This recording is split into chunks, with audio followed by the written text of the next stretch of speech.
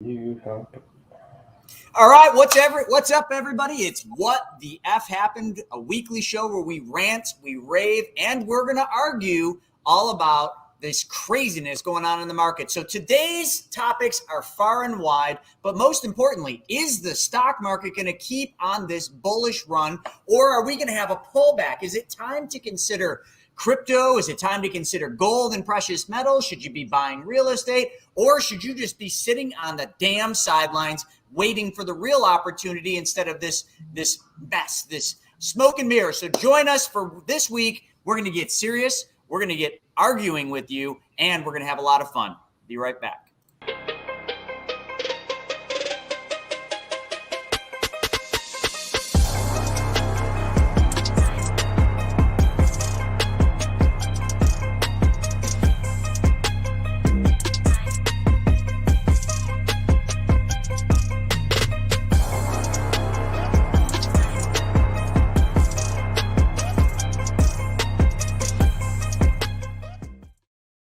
All right, we're back at it. What the F happened? So I'm joined here with my partner in crime, Stephen Nagy, or commonly known as the Snaggy. And Stephen, who else are we on with us today? Hey, good morning, Chris. Fun Thanksgiving week here we're having right now. So I invited a good friend of mine I've known for many, many years, Dave Payerchant, an expert investor and real big in the real estate game and really just the financial markets, on to share some of his opinions on some of the chaos and craziness we're seeing in the markets right now. And kind of what I wanted to concentrate for this Thanksgiving topic today was, what can we give back to you to make sure that you're protecting your money and you're ready for the upcoming changes that we're going to see. So how's it going, Dave? Hey, thank you guys very much for having me on. Absolutely. Going great. Busy morning over here as well. We're getting ready to go down to Kentucky today, and we're going to some horse race thing for Thanksgiving. So I hopefully can make more money in the horse track than the stock market's doing today. I think the Dow's down like 182 points. I think everything's red. The Nasdaq's been bleeding out the last couple days, as you guys know. So yeah, we can get into that, but I'm doing great. And yes, the market's definitely it's a crazy time to be in the markets for sure. Yeah, but you know what? People keep thinking it's just going to keep going to the moon, and we're just going to keep making these returns, and the Fed's going to keep printing money, which they probably will, and nothing's ever going to go down. We're never going to see the Great Depression again or anything like it. We're never going to see 2008 recession again because, hey, the government's got the keys to the printing press, and they're just going to keep everything honky-dory. They're just going to keep handing out money, and it's all going to be good, right? So that's exactly what everybody. Where did you live on? Excuse my language, and there's going to be a lot of swearing today. It's a day before Thanksgiving. I can't swear on Thanksgiving Day, so I got to get it all out of me today. So you guys just get used to it, and if you can't handle the cussing, get out of the kitchen. What do we got, Stephen? Listen, when the Dollar Tree has to make their new standard $1.25, shit's hit the fucking fan in the United States, my man. The Dollar Tree says it's $1. Yeah. How does that work from a business strategy and a brand marketing strategy? So we're the Dollar Tree where everything's $1, but now we got to change our name and do $1 plus a quarter tree. I mean, that just does not flow well for branding at all. David, what do you think about that? So that's really funny. I didn't realize that headline. I saw that on Twitter and I thought it was a joke, that $1.25. I didn't know that was they were actually changing their name. So it's just crazy. It's a crazy time because yes, inflation is real. They've printed trillions and trillions of dollars, and but the dollar's strong. Like if you followed the Dixie, the DXY, it's at like a year-long high. It's at 96 like and a half today or something. And that's keeping, oil prices, we've dipped below 80 a barrel, and gold is getting beat up right now as well. I think we're going to get into some gold stuff, but it's just like this crazy time. They're printing all this money. Prices are clearly going up, but it seems like the markets still have faith in the Fed. And I think you kind of alluded to that a little bit, where it's like people still believe the Fed is going to do the right thing, which is jack interest rates to control this inflation. But anyone who follows this stuff knows they can't jack the rates. They're definitely in a rock and a hard place. They can't jack the rates. They're going to, the tapering has already started of their asset purchase program.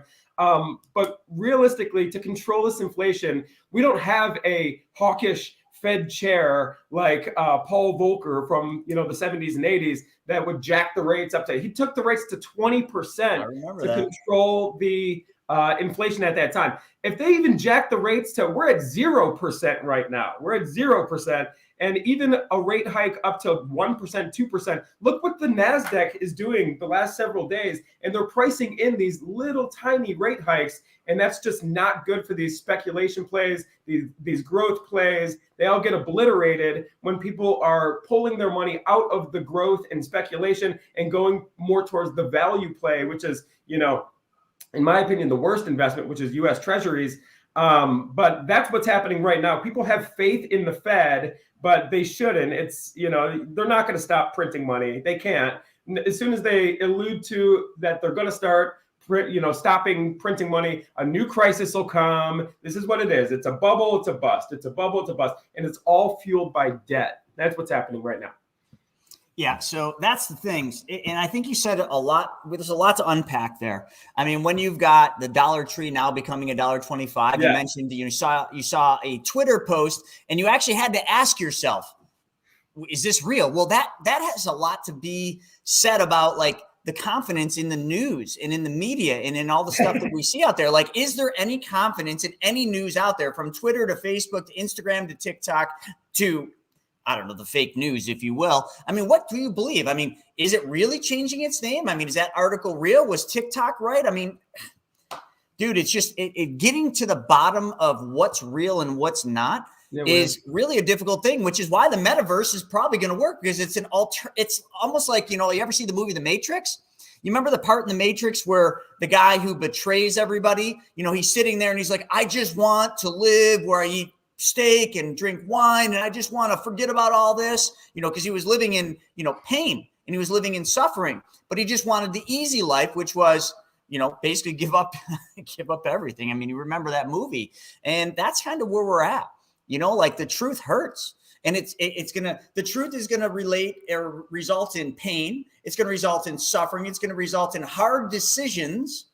And then there's the other side where you can live in an alternative reality, metaverse, if you will, where they're now selling real estate inside the virtual reality, and they're actually buying real estate for real dollars. Stephen, hit that for a second, because we'll definitely get to the metaverse. I want to get there, but let's lead up to it, because sticking on inflation and what's going on with the printing of money and everything like that. So Biden just had to nominate who he wanted to run the Federal Reserve. So the chair is called the chairman. It's been Jerome Powell for the last 4 years. And Biden came out Monday and said he's going to renominate Jerome Powell to continue to lead the Fed. So there's a lot to talk about there, because if the Fed's number one job is to control inflation and jobs in this country, but inflation is now, and they shoot for a 2% target, but inflation is now at 6.4% and real inflation is double digits. Why are we keeping the same guy in charge that has made the decisions that have led us to 6.4% inflation? So what was the alternatives? And somebody, this Lara Bernard, who they went ahead and nominated as the vice chairwoman, she was, kind of right there to maybe lead the Fed. But a lot of people were saying she has very, how do I put it, progressive views on money and what the Fed should do. So it's like the best of two worst scenarios, right? So now we're just going to continue doing what we've been doing that isn't exactly leading to a great place. So what is happening? Is that a good decision? Should something different have happened? What do you guys think about that? If I may comment on that, I think it was the smartest political move for the current administration, Joe Biden, to do, because if shit hits the fan, then he could just blame that Jay Powell was a Trump guy. So if you guys remember, Trump is the guy that actually nominated Jay Powell. Right. So I think it's a political move for Biden to leave him in there. This way, if shit hits the fan, he could be like, it wasn't my fault. I just left the same guy. It was Trump's fault. That's what these politicians do. They blame each other for everything. But if he was to change out and put in Brainerd instead of Jay Powell, and then shit hit the fan, it would have looked a lot worse for him. So I do think it's just a political move.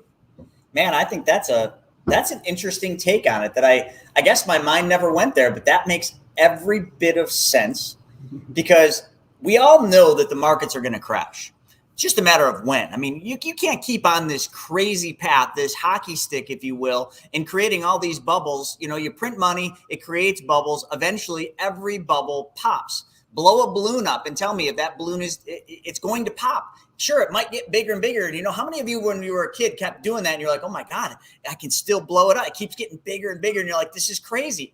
And then all of a sudden, it pops. And I think by them electing, you know, JP, if you will, in there, I think that is the perfect scapegoat, because then they can just say, well, see, we told you so. This is Trump's guy. And now all of a sudden it just blew up. And that's because it's his fault. It's not his fault. They're literally walking the freaking plank right now. There's nowhere for them to go. We are in Japan's like situation to the T, where they can't raise rates. They have to raise rates because inflation's running out. So the only answer, and I hate to say this, but the only answer or the only solution they're going to have, which is the one that should have happened a while ago, is let the whole thing just pop and let it all fall down and let the cards fall where they are. And then we'll come in and we'll save everything because we'll print more money and we'll do all this stuff. And that's the political play. We have gotten away from reality. And now everything that is done is just for votes. It's like, how do we get reelected? How do we get voted? Well, let's crash COVID got us elected in this because that's how we played this. Then fear kept us in this control phase. Then all of a sudden, when people stop like wanting to be controlled, and for any of you that are watching this, like if you can't see that you're being controlled here in Erie County, I gotta mention this. This is bullshit. In Erie County, we now are on a 4-phase like COVID control system where now in public places, restaurants, bars, gyms, shopping centers, everywhere, okay, you have to wear a mask. So every day I go to the gym and I say, fuck you, I'm not wearing a mask. And it's not because I don't care about like trying to protect other people. I'm sick of this control bullshit. Phase 2, mandatory vaccinations.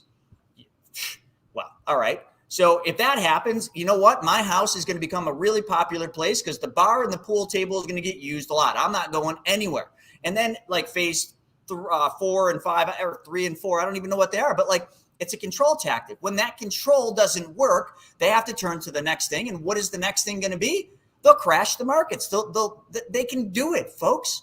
Like if you don't understand the Federal Reserve, and it's not owned by the U.S. government. It's its own entity. Read The Creature from Jekyll Island or Secrets of the Federal Reserve. There's all sorts of books that explain this. Read them, and you will understand what is going on and how this is just one puppeteering thing.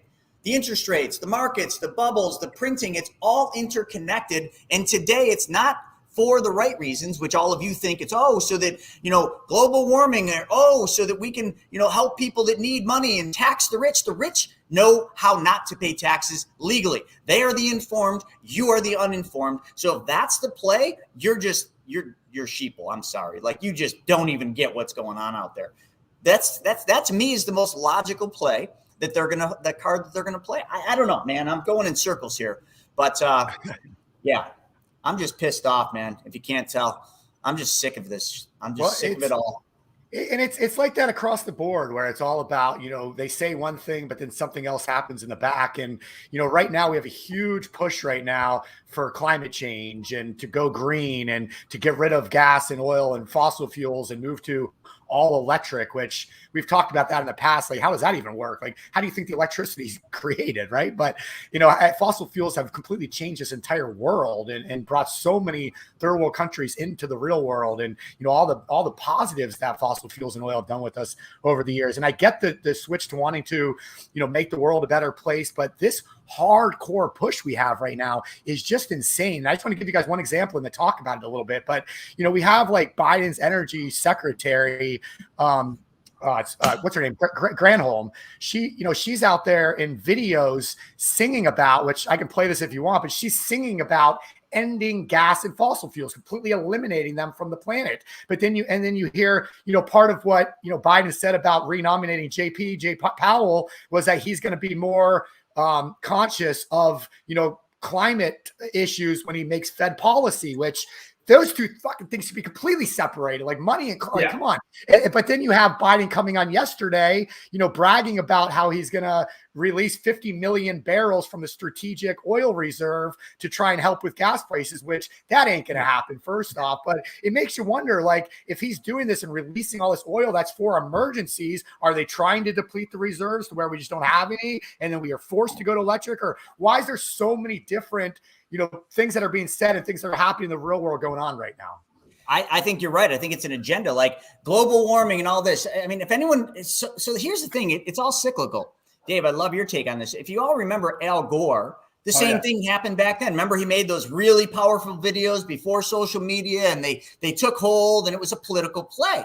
Like, was there global warming? There's always global warming. The world is always heating up or cooling down. It's been going on like this since, God, the beginning of the world's creation, when God actually created it. Like, it's nothing new. Are we, escalating the global warming? Yeah. Is electric cars going to fix the problem? Fuck no. It takes more energy to make the batteries than it does to make a gas-powered car. It's an agenda, folks. It's a way to push through infrastructure bills where a bunch of, trillions of dollars just got printed. And where does that money go? I'll tell you what, there's no shovel-ready jobs. If you haven't been paying attention, there are no shovel-ready projects that are going to flip the switch and all of a sudden millions of people are going to get jobs for making hundreds of thousands of dollars to build these roads, these bridges, and everything. Have you ever tried to remodel your kitchen or replace something in your house, and you go down and try to get a building permit, and then they send something off to all your neighbors, and your neighbors are like, nope, I don't want him to paint his yellow house brown or his yellow house gray or that. No, they're going to fight it. There's bureaucratic red tape that's going to happen in this. So you know who's going to get a lot of that infrastructure money? Not you, folks. You know who's going to get it? The lobbyists, the consultants, and the architects, and the attorneys. It's been like this forever. You can't just go out and be like, oh, we got all this money, let's build bridges. No, you have to get permits. Oh, let's go out and let's build windmills. Nope, you got to go to the neighbors and say, hey, what do you think about a giant windmill factory behind your house? You cool with that? Fuck no, they're not cool with that. They're not going to allow it. It's going to go through the red tape. The consultants, the engineers, the attorneys get the majority of the money, and they're like, hey, we tried. We tried. Fuck this, man. Dave, what do you think? Yeah, you really did hit the nail on the head. In fact, I wrote down Al Gore, and then you brought it up. And then you mentioned the infrastructure bill, which I want to get into some crazy language in the infrastructure bill if we can. But that's exactly right. So all of these bills, every single bill is basically 30,000 pages of fine print. And, you guys have heard the term before, there's a lot of pork in these bills, right? Hey, Dave. And that's exactly what it does. It serves their special interests. So when it's like, let's go green, you're right. Al Gore pushed for this. Did you guys realize he was heavily involved with contracts with a SPAC company, special purpose acquisition company? He's now Al Gore's worth over $200 million. Right. So what they do is they push these agendas, but then they have trades going on, and it's totally legal for them to trade in the stock market. Nancy Pelosi's worth $40 million, guys. So they push the law. They write these things into legislation that serve their own special interests, lobbyists, and stock portfolio. But the infrastructure bill, and then they write all these laws in. I mean, a great example is like the Patriot Act. Remember the Patriot Act? And that was, George W. Bush and all of them, the red and the blue, write all these bills. And what they do is they serve their own pocketbook and they take Americans' rights away. But the Patriot Act is like the least patriotic act you could ever imagine because it gave the government the ability to spy on us legally. The infrastructure bill is full of all this little these little things to take our rights away. Are you guys familiar with the language in the infrastructure bill on how it affects crypto? Have you guys heard of this at all? Yeah, we've talked a little bit about it, but expand a little bit. Sure. So there's a provision in the infrastructure bill that basically, is going to, it's kind of like know your customer laws or anti-money laundering laws, like SEC type of stuff, where anyone who's involved in a crypto trade above $10,000 or more, and that includes NFTs, is going to need to file a report. I believe the form is Form 8300.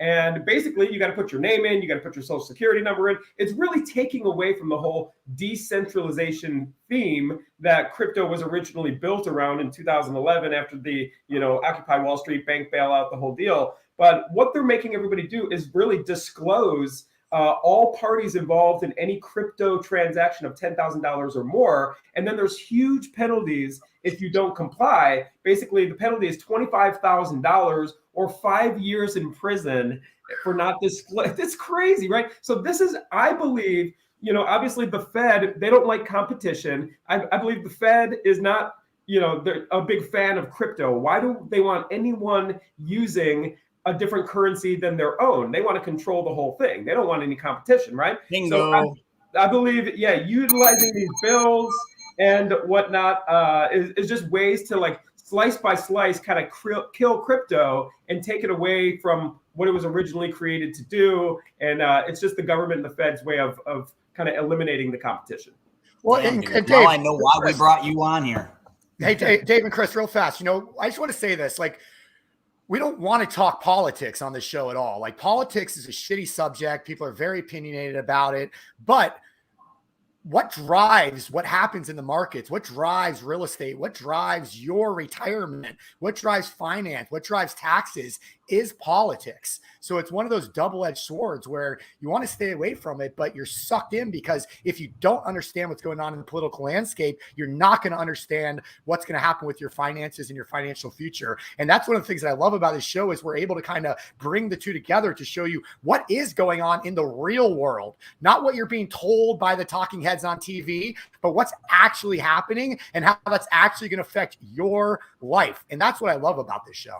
Absolutely. Steve, I didn't mean to interrupt you, Chris, but if I may comment, and then Chris, I'd like to hear your take as well. But you said what drives the markets, what drives the stock market and everything. It's actually not politics. It's not red or blue. They're all out to just take our rights away. I mean, look at the Patriot Act was passed under a red president, and then you got the infrastructure bill and all these bills. U.S. CARES Act was under Trump. This is a lot of pork in that bill too, guys. But what really drives the markets is not politics.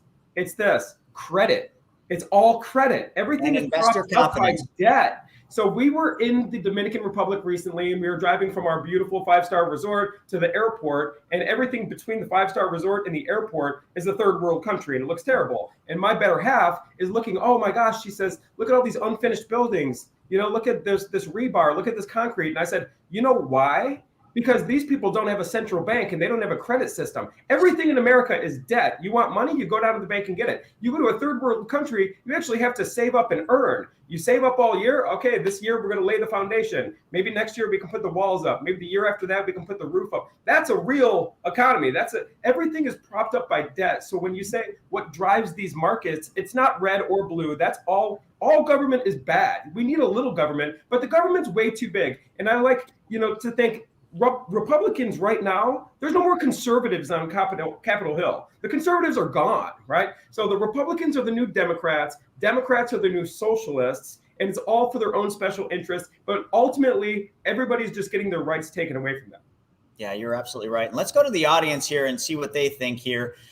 Sorry, Red Niz, that was Dave talking. I just didn't show you the other screen. We're working on the technology to be able to stream TikTok, Instagram, and all of our other channels, Facebook, YouTube, which is what we're streaming on now. But the technology is not quite there, so we're working on it. But, one thing that was put up here from Bill Ransom, he came in from YouTube. He said, look at California's high-speed rail. I mean, some of you don't remember this, but I certainly do. The high-speed rail was a big deal. It would have solved a lot of problems, and billions were spent on the high-speed rail. And I remember not 1 foot of rail was ever laid because of bureaucracy, because of they couldn't get the permits, they couldn't get it through. Folks, that happens every day. But I love TikTok because, right, when you make a TikTok video, you got 30, 60, or now 3 minutes to make the video. And when you're doing that, the key to making successful TikTok videos is like 5-second bursts. Like talk at it for 5 seconds here about one topic, another one here. We literally have gone from like the capacity to like understand things, in a longer form to now like we need everything in bite-sized little pieces to be entertained. It's gone from reality to entertainment. Heck, that's what metaverse will be, and the funny thing about that is we seem to forget about all the things that happen. We forgot about that high-speed rail that Bill's talking about. We forget about all the other billions of dollars that add up to trillions of dollars that they have printed that have gone nowhere except for back to their lobbyists, back to their political interest, and back to the people that helped get them elected. Pharmaceutical, all those companies, where do you think they put a lot of their dollars? Lobbying, lobbyist interest to get people elected so that then the money flows back to them because of specific things that get done. Like, folks, it's all interconnected. So, Dave, you're absolutely correct. It's not red or blue. They just make it that. They pair us together. It's not black or white. It's not vax versus unvax. It's a political agenda. And here's the bad news to that. You guys can study history. You can look at Rome. You can look at anyone in history, including Babylon. All of those empires, which were the greatest in the world, all fell. All of their currencies, which were the greatest in the world, all crashed. Listen, folks, I hate to say this, but when you find a way to beat, in this case, democracy, by buying votes and figuring out how to get people to vote somebody in for reasons that aren't really related to actual votes, you've lost democracy. It's gone. And it will fall, and it will crash, and eventually the US dollar will crash, not probably in our lifetimes, because we still are the nicest house in a shitty neighborhood, but like, this is the reality. So all this other stuff that's going around outside of you is just noise. It's just noise to keep you entertained so that there's something going on over here, and they're like, hey, over here. It's like a cat. You ever want to get a cat's attention? You just throw like a mouse over in the corner or some catnip, and then the cat's not scratching your furniture or doing those things. We're the same way. We're just a cat that wants to be entertained with some catnip, and they got lots of catnip. So when you really get down to it, then if you unplug from the noise, that's where the pain and the suffering is. And you know what? I got bad news. That's where you should be. You should want the pain right now. You should want the suffering right now, because you know what happens after the pain and suffering if you choose that path? Freedom, financial freedom, the life you've always dreamed. But you got to go through the pain first to get to that. And this country needs to go through the pain first to get to where we need to be. The problem is that probably will never happen. We will never go back to Austrian economics. Yes. Yeah, real fast. You guys were talking, Dave, earlier. Nancy, mentioned Nancy Pelosi, and you're talking about how these politicians out there in the lobbies, the money always flows back to them, and that's a lot of going on with the rail. And we had Al Gore. It happens over and over with politicians, right? So, guess whose home this is right here? It's about 3-4 miles from my house. It's under contract right now. Guess who just purchased this home? $25 million in the Atlantic Ocean in Jupiter Island, Florida. Anybody want to guess? Yours truly, Nancy Pelosi. Yep, yeah, Nancy Pelosi. So Nancy Pelosi just purchased this home on Jupiter Island for $25 million. You tell me what's going on. Her husband runs a hedge fund. He's very, so it's just really crazy. Chris, you're really nailing it as far as, we need to go through the pain. If we truly wanted to heal our economy, we're not a robust economy. We're not. It feels that way because of all the credit and, really what's happening. The most robust economy we've ever had in the United States is in the 20s. Why was the economy robust? It's the Industrial Revolution, because there was the least amount of government, least amount of regulation. The free market was able to thrive, right? When put in that environment, that's where all the innovation comes from in the 20s. But what has happened since then is the government steps in and just increases regulation and taxation, and it forces businesses to outsource their productivity. So what is happening right now is, our trade deficit is like $90 billion a month. Think about that. We are importing $90 billion worth of stuff more than we export. It didn't used to be that way. In the 20s, we were the biggest creditor nation. Now we're the biggest debtor nation. And the crash that we're talking about, yes, Babylon does fall. Yes, the Roman Empire does fall. Everything happens. And the crash that we're referring to is going to be a crash in the US dollar. And when the rest of the world wakes up to the fact that we are not productive, the biggest thing that we produce is more US dollars. And when they stop having value in the US dollar, when they, I don't know that the US dollar is not going to be the global reserve currency, but when the rest of the world catches on to the fact that they're going to work every single day producing so we could print more dollars and then buy their production, when they catch on to the fact that they're basically being scammed, that's when we're going to see some real volatility in the US dollar. And that's when I think gold is the most bullish play in that environment. Yeah, and there's a lot of economists that talk about this. I read a lot of books. The what is it, Next Great Depression and all these, Jim Rickards talks a lot I'm a about huge Jim gold. Rickards fan, Chris. He's I could tell because you hate treasuries and you love gold. So I already knew what books you were reading. See, I got them all over here. Yeah. When you're on the informed, you kind of can tell what economists are saying, what's the basis for them, and who studies what history. And there's truth to all of it. Okay, like in the short run, I would probably say U.S. treasuries are a great store of capital, but short run, like you can't play that long. As soon as interest rates get pulled, when the market crashes, you got to exit U.S. treasuries, but you'll make a bunch of money doing that. That's, what Harry Dent Jr. talks. I play that game. I think gold is probably one of the best long-term plays or precious metals of sorts because it is a tangible substance. It's something that can be used for exchange. Even right now, it's not allowed to be used for exchange, quote unquote, because it's not used as the U.S. currency. But back in the day, it was, and then they started clipping corners, and then all of a sudden that wasn't it. But gold is always going to be the one thing because it is tangible. And that's where I struggle a little bit with crypto. Crypto has no tangible asset behind it. It has no fundamentals. It probably will be the future, but it will be the future that replaces the US dollar, which the US dollar is already fiat. It's not even real. It's based on the credit. It's based on the full faith and credit of the US government. When you lose the full faith and credit of the US government, the US dollar is done. And then if the U.S. comes up with a digital currency, and mark my word, they will, and it will not be Bitcoin. They will not adopt Bitcoin or make Bitcoin because they can't control it. When they come up with a digital currency, you'll have to trade in your Bitcoin or coins or whatever digital coins for this U.S. currency in order to exchange it for diapers, for food, for water, for the things that we need. You can't exchange Bitcoin for the things you need to live.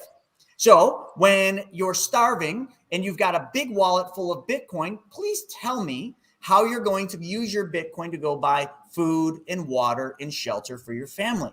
You can't. And some people are like, I convert it to cash. That's the problem.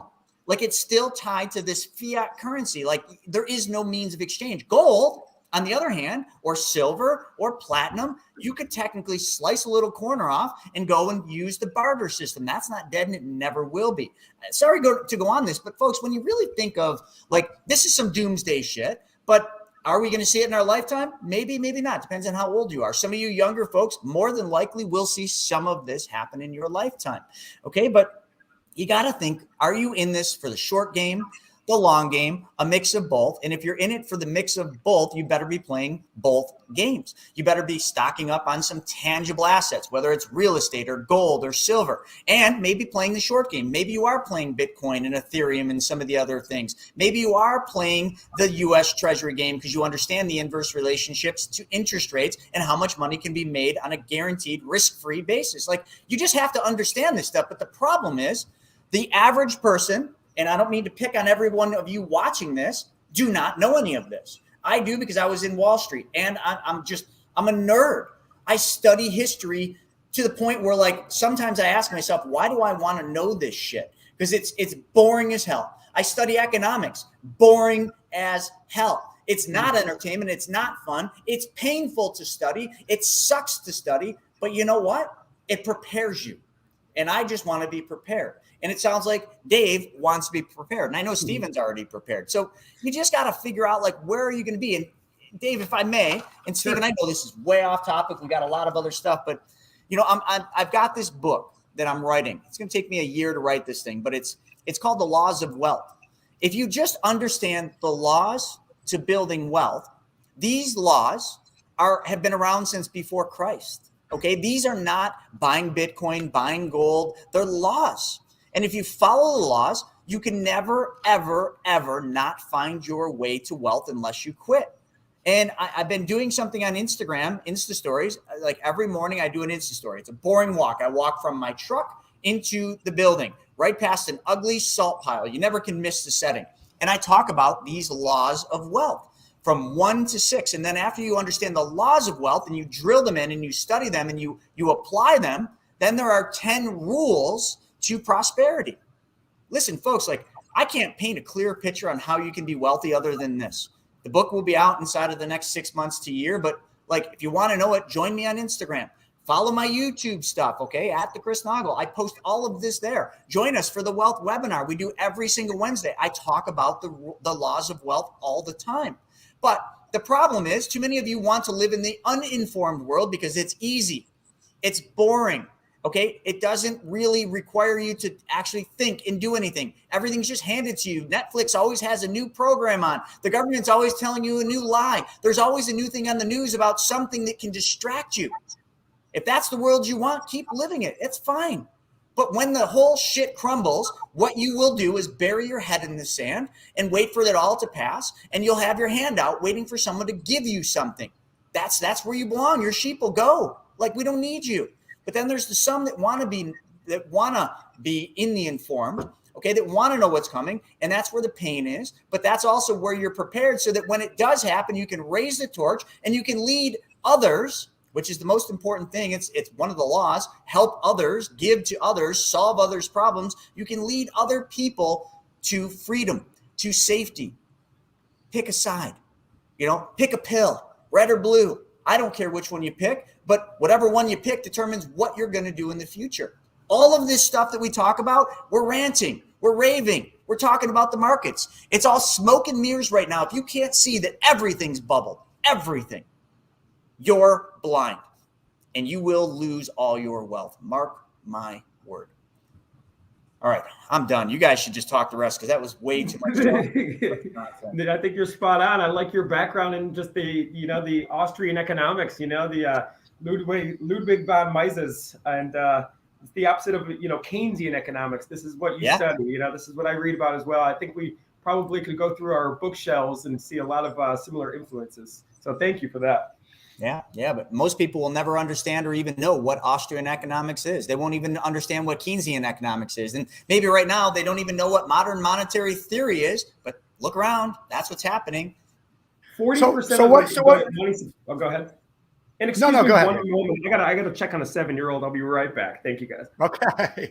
So I was going to say, we talk a lot about, what's going on right now. I want to talk a little bit about, what we can be doing to help. We talked a little bit about maybe gold is good for long-term, to avoid a collapse. Maybe crypto is a great place to, right now to trade up and down. But whenever Dave gets back, I did want to talk a little bit about real estate, Chris.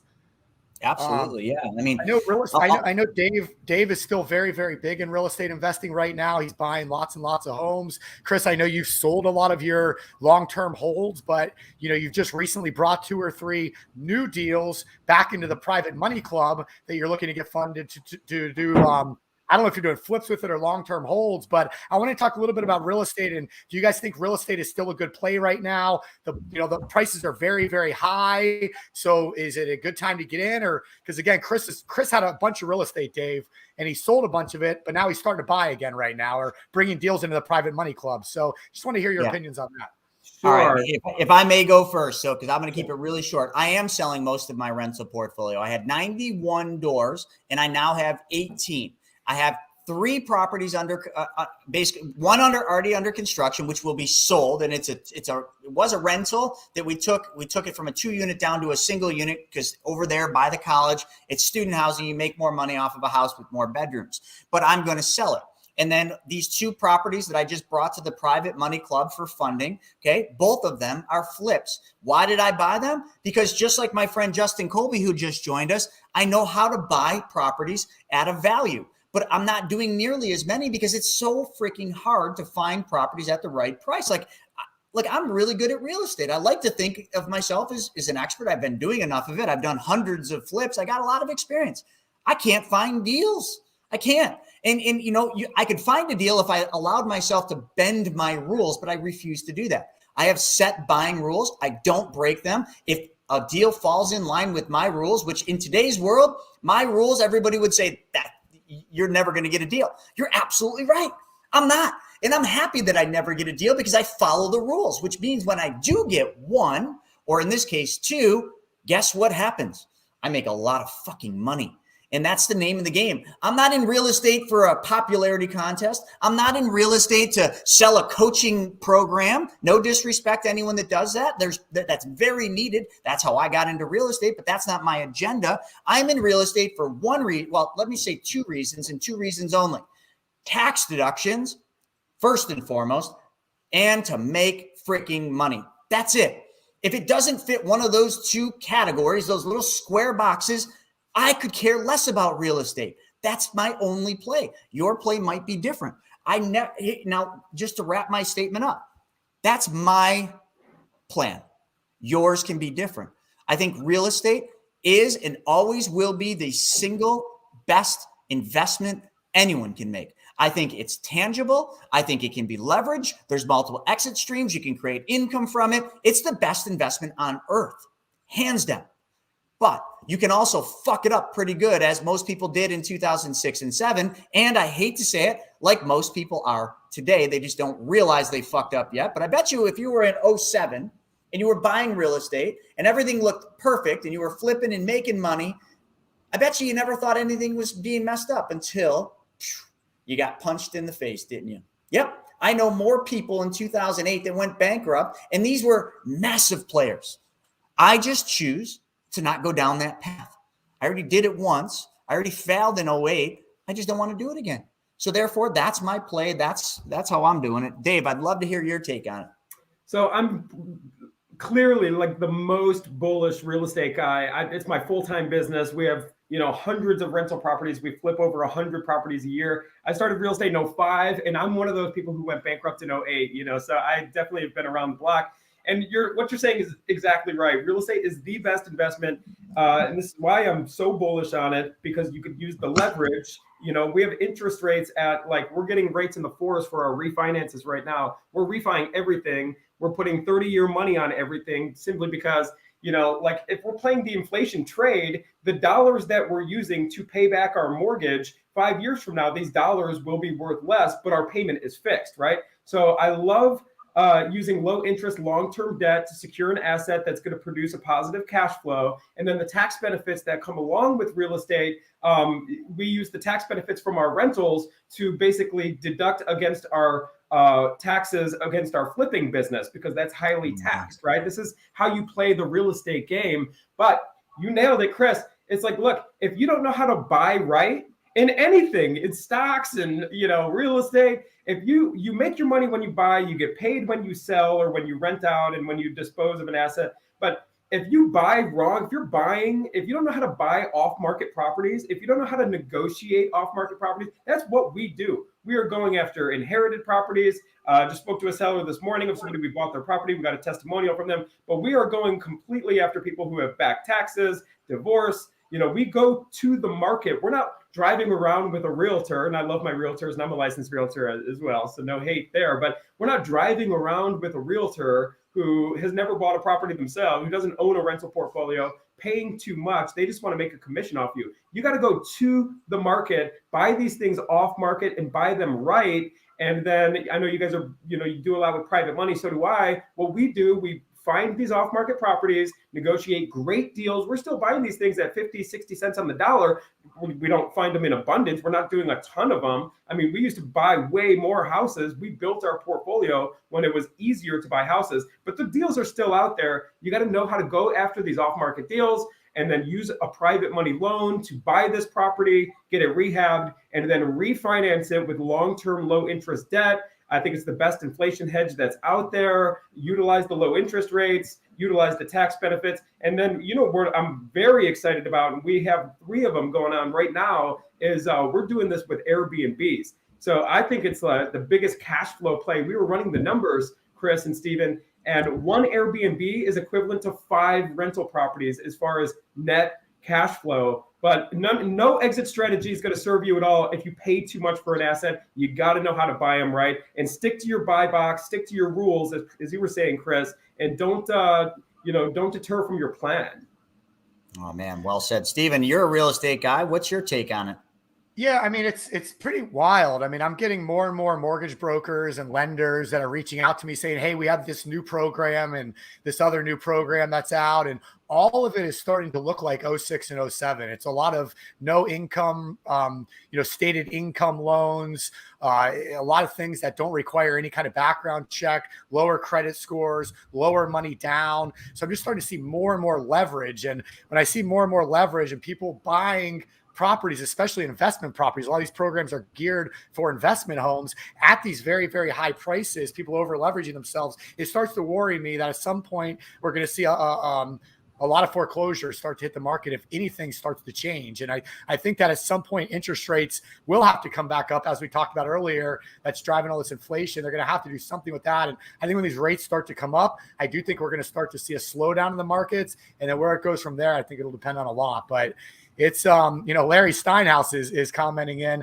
who's another real big real estate guy in the Philadelphia area with investorschooling.com. And he's saying, bring him on. He wants to talk a little real estate. So maybe we can do that coming up, Chris, with him. But one question I did want to ask around the real estate front is, what do you guys think about virtual real estate? It seems to be one of the hot commodities right now. We're starting to see people buying actual virtual real estate within the metaverse. This was an article from last month in October that the highest selling virtual plot just went for a little over $1 million. And then I saw an article yesterday that I'll put up here in a second that another real estate plot just sold for $2.4 million. So there's real money going into virtual real estate right now. Would you guys buy that? No. Only if it's waterfront, Stephen. And then if I can surf and there's waterfront, sign me up, man. I'll put some money into that. Put on those virtual goggles and go surfing, man. I don't know, dude. So and this is what you see with the meme stocks. Surf's up, bro. This is what you see with crypto. It's all pure speculation. The only reason you would buy a piece of virtual real estate is if you thought you can sell it to somebody else for more. It doesn't produce rent. It doesn't produce interest. There's no use case. You can't go live in it. You can't go keep yourself dry if it's raining outside. It's pure speculation. So me personally, I'm a value investor and I'm a long-term guy. So I would stay clear of it. But if somebody can trade it and if somebody can make money, power to the people, go ahead. I don't hate on crypto investors. I'm not bullish on crypto. I just think it's pure speculation. But if somebody can trade it and make a good living for themselves, all the power to you. Go for it. I would stay clear of it, though, personally. Absolutely. I'm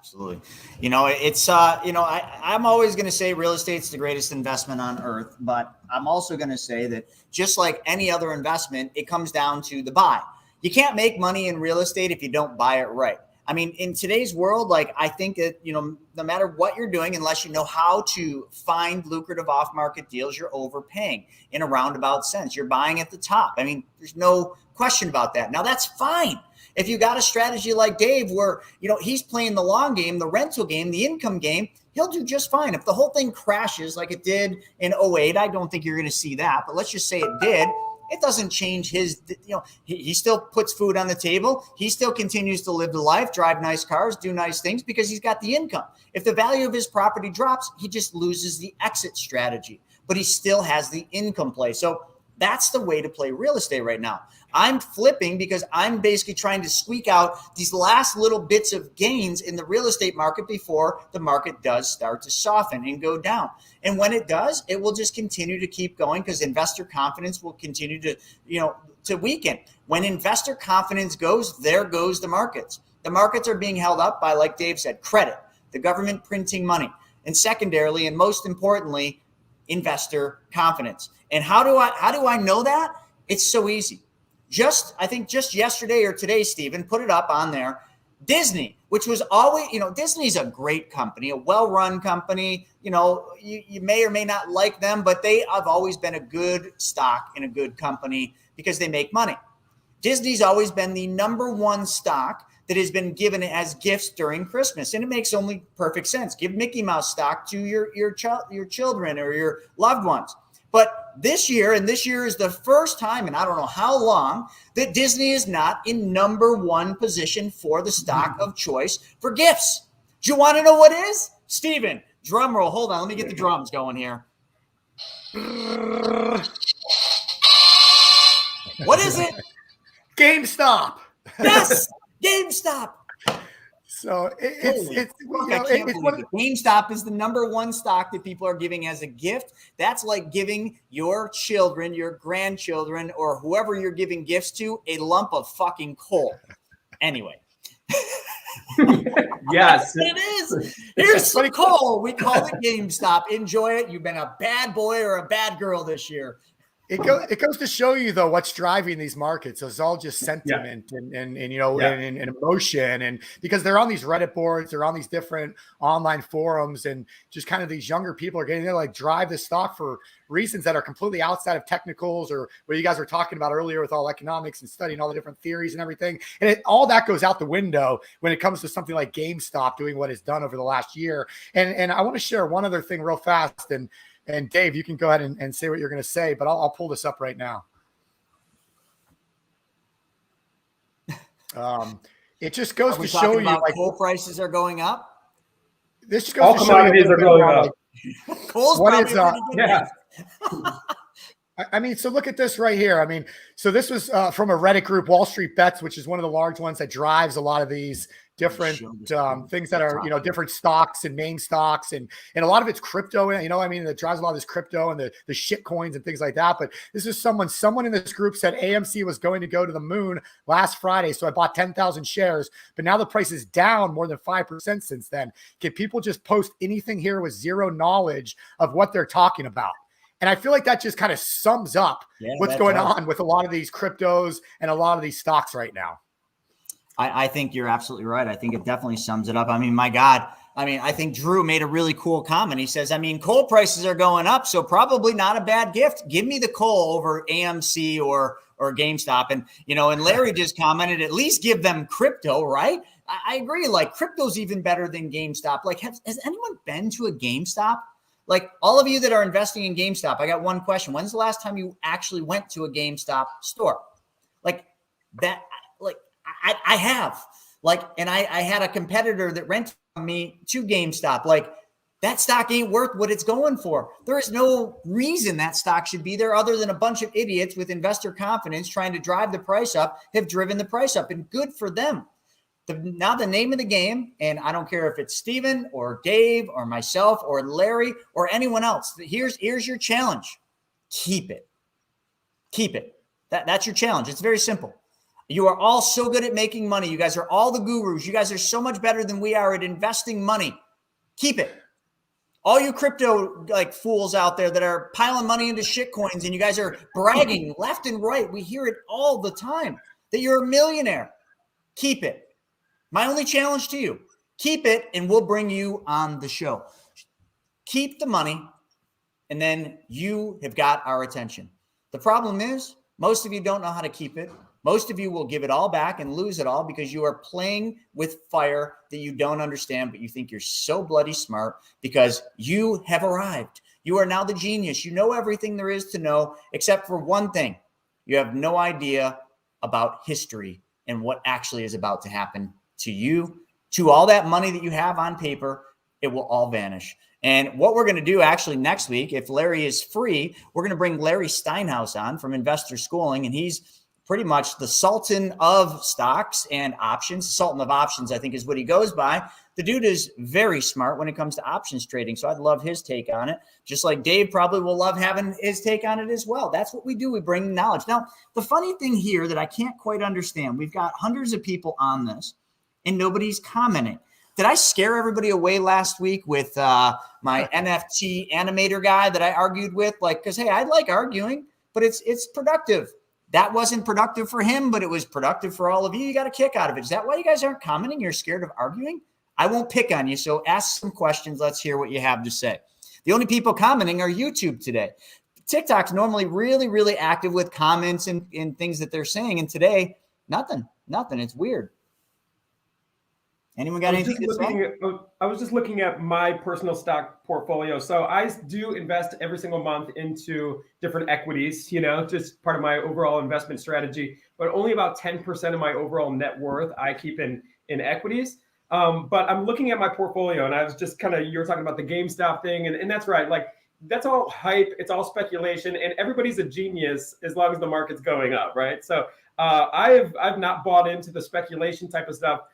What I do invest in, though, when it comes to the equities, now I'm looking at my portfolio, 84% of my equity portfolio is in international equities. Non-US dollar denominated equities is where I park it. I just feel it's safer because I'm very bearish on the US dollar. And then 92% of my stock portfolio, my equity portfolio is in materials. So what I'm doing is I'm playing the inflation trade, and I think things like the Build Back Broker plan, or what is the Build Back Better broker, or the infrastructure bill. All of this is just going to drive material prices and make the inflation a lot worse, right? So you're bringing this big buyer to the table, all these government contracts that are going to happen with this infrastructure stuff. So I'm going heavily into the material sector. I don't day trade, I don't options trade or anything like that. It's just more of like a savings plan for me, but that's where I'm parking my money.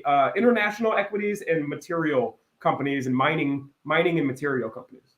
Yeah. And our professional trader Sodi sent this over to us this morning, just how Amsterdam hits a record. They've now issued more, raised via IPOs more this year than ever in history, one of the oldest stock exchanges in the world. So, when we were talking last week, Dave, you had mentioned you're big in international. So when Sodi sent this over, I just, that kind of lines up with what you're doing. And it's interesting. I mean, why do you think Amsterdam is setting so many records like this? So they're coming from blank check firms.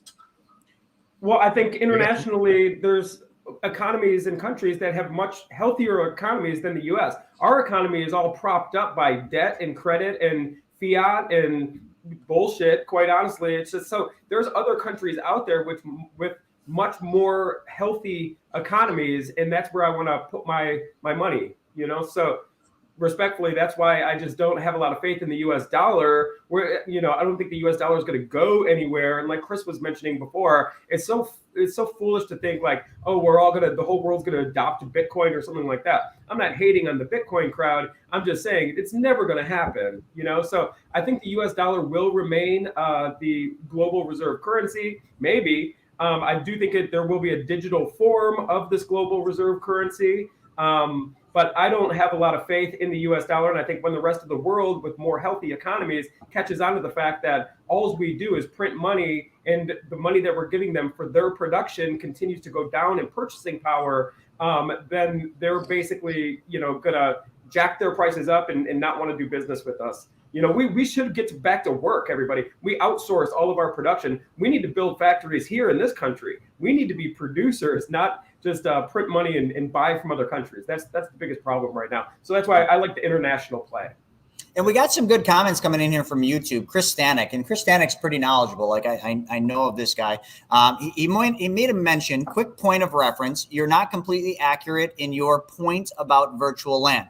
Chris, completely agree. We don't know anything about virtual land. We were sort of just ranting and joking around about it. But we definitely don't know about it. There's plenty of utility and use case providing returns while holding.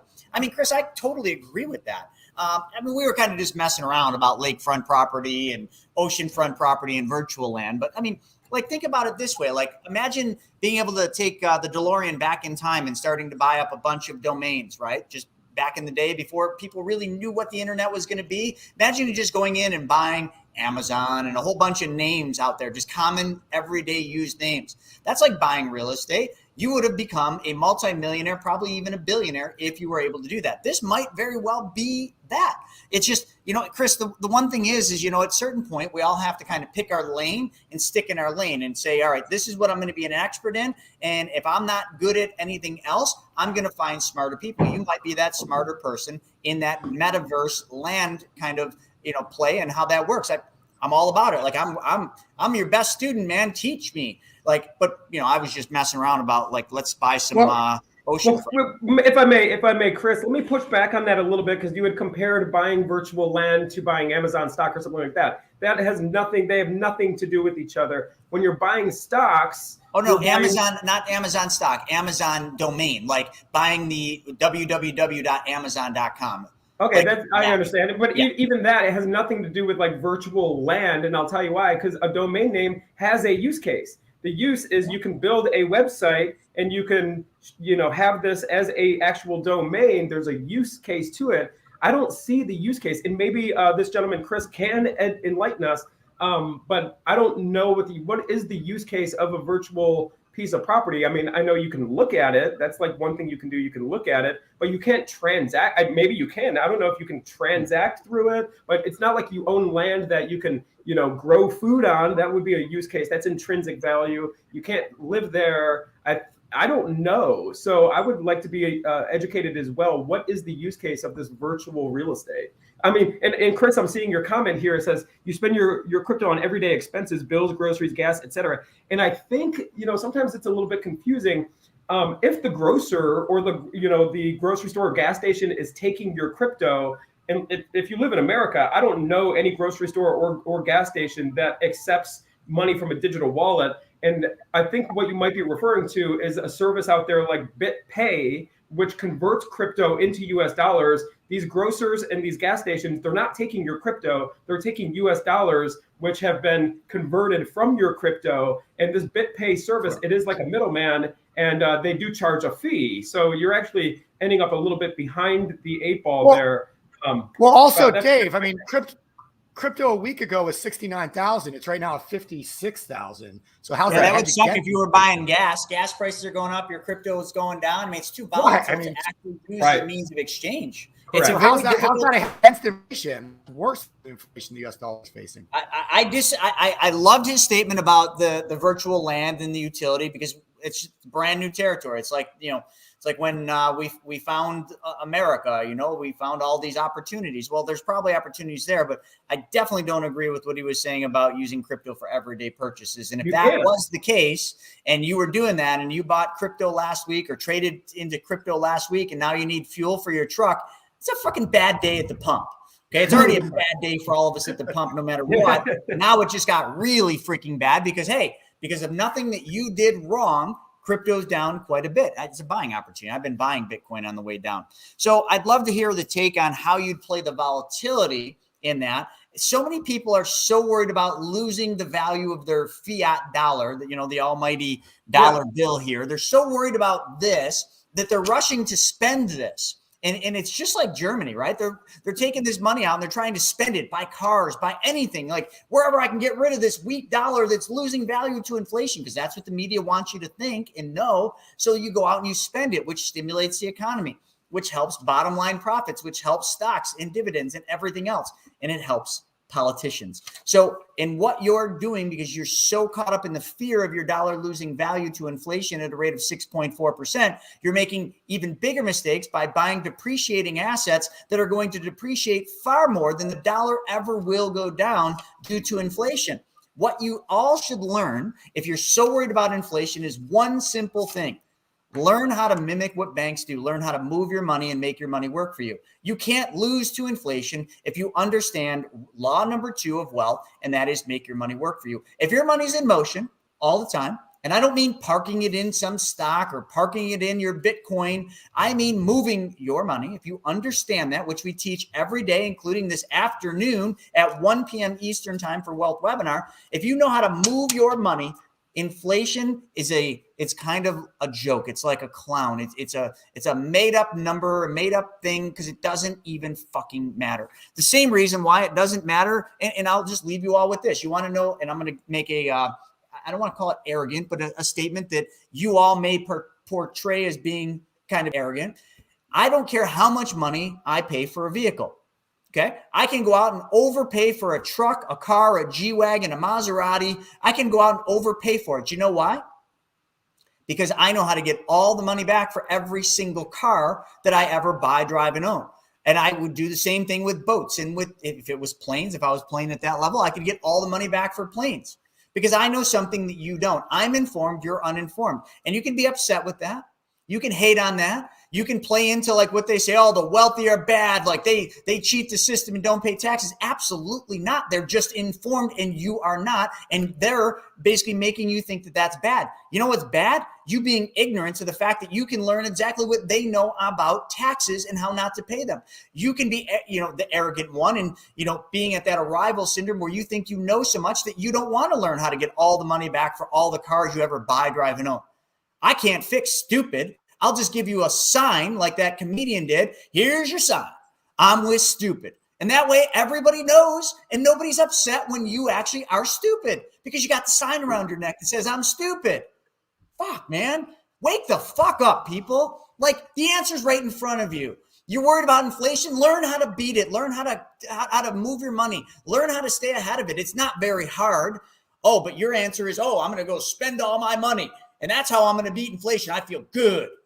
Good. Here's your sign. Here's your book, too, if you want to learn, because some of you aren't stupid and you don't want to wear a sign around your neck that says, I'm stupid. So go to my website, chrisnaugle.com. Get this book for free. No strings attached. We're not going to send you a funnel. We're not going to try to sell you anything because everybody's like, oh, what are you trying to sell? Nothing. I don't want your fucking money. Okay? Here's the fucking book for free. This book will teach you how to get all the money back for all the cars you're ever going to buy, drive, and own. It's 63 pages of big text with lots of pictures because you guys want to be entertained. There it is, an Audi A8, a Porsche. You want to learn how to do it? Go to the website and get it for free. And then if that entertains you, then maybe you can come and join us for the free wealth webinar series we do every Wednesday at 1 p.m., which is on the website as well. You see, so simple. No one here is trying to sell you anything. We don't need your money. We would love to help you because that's what we do. We help people solve money problems. If you want help, we're here for you. Keep your money, invest your money, put your money in things. We'll show you how to do it. We'll show you how to move your money. We'll show you how to get all the money back for the cars that you're going to buy, drive, and own.